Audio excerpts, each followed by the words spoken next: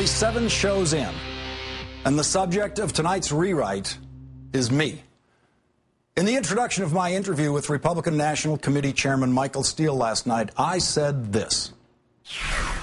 As the first congressional election during his party chairmanship approaches, Michael Steele is dancing as fast as he can, trying to charm independent voters and Tea Partiers while never losing sight of his real master and paycheck provider, the Republican National Committee. But how can he attract independents with a senator who says unmarried women should not be allowed to teach in public schools and candidates who want to abolish the minimum wage and masturbation? We actually pre-recorded the interview with Michael Steele a few hours before the show, so he did not have a chance to hear those words in that introduction, which was delivered live at 10 p.m. He called me today and left this voicemail. Hey, Lawrence, this is Chairman Michael Steele calling. I wanted to touch bases with you and follow up on the interview yesterday. First, my disappointment that you would refer to me in effect as a slave to the RNC by referring to the RNC and the leadership of this party as my masters. Not really appreciated. I've had to put up with that crap my entire political life.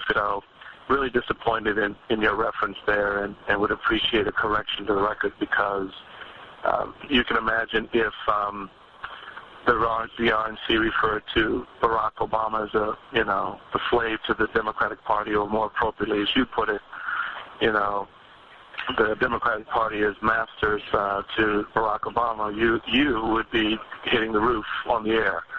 So I think we need to check that. I called him back immediately and apologized for using a word that he found offensive. Those of us who are not descended from slaves can never know the full impact of the word master in the ears of an African-American man. Michael Steele told me, quote, sort of stung. He could not have been more gracious and forgiving. He also told me, quote, the interview was a lot of fun. I loved our give and take. I will be back on the show. I invited him on the show tonight so that I could apologize to him directly in front of everyone who had seen the interview.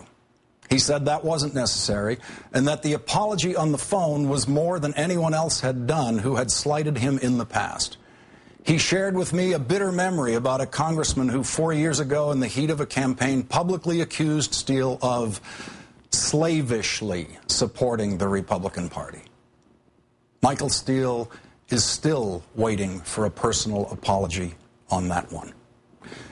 As to the rewrite, what I should have said is, as the first congressional election during his party chairmanship approaches, Michael Steele is dancing as fast as he can, trying to charm independent voters and Tea Partiers while never forgetting his job title, Chairman of the Republican National Committee.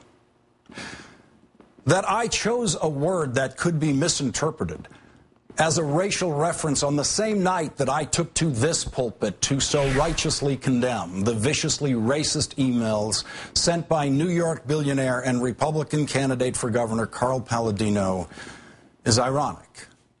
So, too, that Michael Steele has yet to pass judgment on those same emails. I completely understand and sympathize with the many ways in which a party chairman's public speech is constantly constrained. I think we all know what Michael Steele would like to say about his New York candidate's emails, and I think we all understand why he hopes he's never asked about them.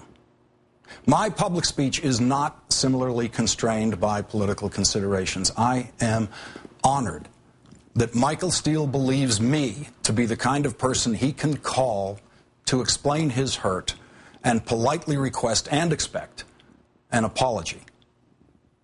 After apologizing to him on the phone, I told him I would apologize on this program, something he did not request. I also told him that I, too, thought the interview was a lot of fun, that I enjoyed our give and take, and that I would love to do it again whenever his schedule allows.